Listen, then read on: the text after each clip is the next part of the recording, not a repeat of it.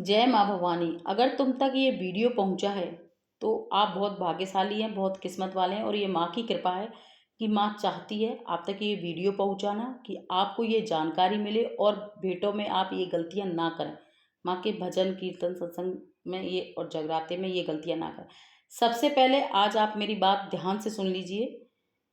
आप वीडियो पूरा देखोगे, आधा अधूरा नहीं देखोगे, क्योंकि आधा अधूरा ज्ञान बहुत नुकसानदायक होता है, वो ठीक नहीं होता। आधा अधूरा ज्ञान देखकर हम करने लग जाते हैं, फिर कहते हैं पता नहीं क्यों हमारा तो काम ही सही नहीं हो रहे। तो भाई कैसे होंगे काम सही जब आपने ज्ञान ही पूरा नहीं लिया, आपने सुना ही पूरा नहीं।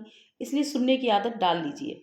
सबसे पहले आपको क्या काम करना है वो अभी से करना है। सबसे पहले आप ये कहना छोड़िए कि हम सीधे स्वभाव से हैं, पूजा सेवा कर लेते हैं। नहीं, ये गलती मत करिए। आप कोई सीधे स्वभाव के नहीं हैं, ये आप अच्छे से जानते हैं कि हम कोई सीधे स्वभाव के नहीं। सीधे स्वभाव के मतलब भगवान के कामों में ही हैं आप सीधे स्वभाव के, अपने कामों में नहीं है। क्या आप मिर्च डालकर नमक नहीं डालते सब्जी में और वो मिर्च की सब्जी खा लेते हो? नहीं ना। तो आप कैसे सीधे स्वभाव के होते हो? आपको जो मिलता हुआ पहन लेते हो? नहीं ना।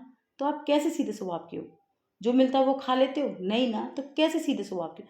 तो कहना बंद कीजिए। हम अपनी गलती को सीधे स्वभाव का नाम देकर ढकने की कोशिश करते हैं। तो याद रखो, जिस भी भगवान की आप पूजा कर रहे हो, बड़े भाव और नियम से करो। चाहे 10 मिनट क्यों ही ना करो, पर बड़े नियम से करो।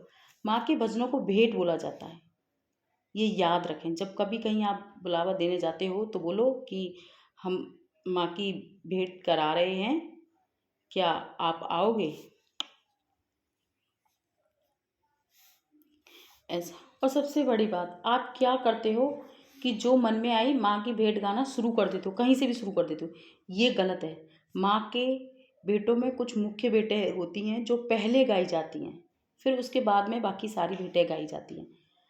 और उन भेंटों के बिना अगर वो भेंटें आप नहीं गाते हो और सीधा भेंटें गाना शुरू कर देते हो, तो उनके बिना ना आपका जगराता पूरा होता है और ना ही आपका सत्संग पूरा होता है। लेकिन दुर्भाग्यवश है कि उन भेंटों को ना तो कोई गाता है और ना वहाँ से कोई शुरुआत करता है। बस गाना शुरू कर दीजिए, गुरु गाए और भोले जी गाते हो, गणेश जी गाते हो, फिर उनके बाद गणेश जी और भोले जी और गुरु जी गा के फिर उनके बाद माँ की भेंटें शुरू कर देते। नहीं, पहले कुछ और नियम होते हैं, पहले बुलाया जाता है। चलो ये तो दूसरी बात है, इसके लिए आप मुझे कमेंट करिएगा अगर आपको जानना है कि वो कौन सी भेंटें होती हैं और कौन सी भेंटें पहले गाई जाती है और कौन से छंद बाद में गाए जाते हैं। तो मैं आपको ज़रूर बताऊंगी कि वो कौन सी भेंटें होती हैं। कमेंट करके बताइए और चैनल को सब्सक्राइब कीजिए अगर वो सारी भेंटें आपको माता की चाहिए, क्योंकि वो जो भेंटें हैं वो मैं खुद माँ भवानी की सेवा करती हूँ और जो मुझे उनको देखकर उस समय भाव मेरे मन में आते हैं, उत्पन्न होते हैं, मैं उन्हीं को अपनी माँ की डायरी में लिखती हूँ और वही भजन माँ को भेंटें सुनाना पसंद करती हूँ और मेरी माँ वह भेंटें सुनती भी हैं। सबसे महत्वपूर्ण बात याद रखना, ये जो बातें हैं वो सबसे ज़रूरी बातें हैं। सबसे महत्वपूर्ण बात यह है कि हम जब अपनी माँ की भेंटों को गाने के लिए जिसे बुलाते हैं, तो सबसे पहले आप ये सोचिए जिसको आप बुला रहे हो, क्या वह माँ के प्रति या उस देवता के प्रति त्याग की भावना, प्रेम की भावना रखता है या नहीं रखता। ऐसा तो नहीं है कि वह किसी और के लिखे हुए भावों को आपके माता के सत्संग में या जगराते में सुनाए और फिल्मी गानों को सुनाने लग जाते हैं। बस उनके आगे माँ खाटू श्याम जी लगा देते हैं और सुनाने लग जाते हैं। नहीं, वो सिर्फ उनका काम है जो वो जिम्मेदारी से जल्दी पूरा किया और चल देते हैं। नहीं, बड़े नियम से, बड़े ध्यानपूर्वक और बड़े तसल्ली से कराओ ये सारे काम। जब आप कराते हो, पूरा खर्च खराबी करते हो, तो फिर क्यों जल्दबाजी मचानी है भाई आपको? मेरे को तो समझ में नहीं आता। उसको तो जल्दी इसलिए कि उसको तो जो आपसे तय हुआ है वो समेट को जाना है। तो ऐसे लोगों को बुलाना ही क्यों है? देखो, वो एक अलग बात है कि अपनी पेमेंट लेना, लेकिन ऐसा नहीं है कि पेमेंट तो ले लिया आपने लेकिन वो काम ठीक से नहीं किया, वो भाव ठीक से नहीं गाए, तो वो ठीक नहीं। तो जो अपने खुद के भाव नहीं लिख सकता, तो वो तुम्हारे कीर्तन या जगराते में आके क्या भाव सुना के जाएगा? सबसे पहले तो आप मुझे ये बता दो। अच्छा, सवाल उठता है कि सच्ची भेंटें होती क्या हैं? तो सच्ची भेंटें, सच्ची प्रेम भेंटें वो होती हैं जो माँ की सेवा करते समय आपका प्रेम माता के प्रति भाव बनकर जिब्या पे आने लगे, उनको सच्ची भेंट कहते हैं।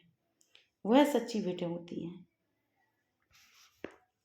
वो इसको इस तरीके से समझ सकते हो कि एक एक मोती को अपन इकट्ठा करके एक धागे में पिरोते हैं और एक माला बना लेते हैं। इसी तरीके से हमारे जो भाव आते हैं ना सेवा करते समय, तो खुद मैं भी उनको एक एक शब्द को अपनी डायरी में लिखती हूँ और फिर उनका जब जाके एक भेंट तैयार होती है, वो माँ को देखने से आती है। ऐसे नहीं कि कहीं भी आ गई और बस भैया गा लिया किसी की नकल करके उस पे मिलाएंगे। आजकल दो चीज़ें बहुत फैशन में हैं, माँ का श्रृंगार बहुत गाया जाता है और ब्रह्मा जी आए विष्णु जी आए, अरे बिल्कुल गाइए, बहुत अच्छी बात है। लेकिन उसके अलावा भी बहुत कुछ होता है। माँ तुम्हारे झुमके कानों में नथनी पहनने नहीं आती है। सच्ची बात तो यह है कि माँ उनमें भी अपना भाव सुनने आती है। जब तुम्हारे सत्संग में वो भाव ही नहीं है तो माँ क्यों सुनने आएगी।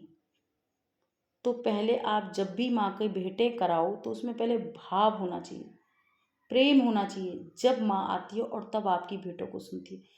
गाने वाले के सुर अच्छे हो ना हो कोई बात नहीं, चाहे उसके सुर अच्छे ना हो, बेसुरा ही गाता हो, लेकिन उसके भाव सच्चे होने चाहिए, ये याद रखिएगा। उन्हें बुलाए, माँ इन्हीं भावों को सुनने आती है और आपकी सारी भेंटें सुनकर आपके यहाँ से आपका प्रेम लेकर जाती है। तो आपको अगर ये जानकारी अच्छी लगी हो और आपको अगर उन भेंटों के बारे में आप सुनना चाहते हो, आपको अगर 10% भी अच्छी लगी हो तो शेयर लाइक सब्सक्राइब ज़रूर करें।